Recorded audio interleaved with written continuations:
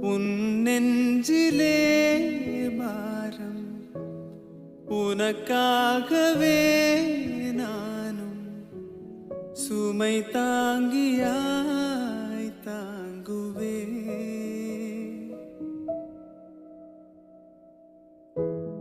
உன் கண்களின் நோரம் எதற்காகவோ ஈரம் கண்ணீரை நான் மாற்றுவே.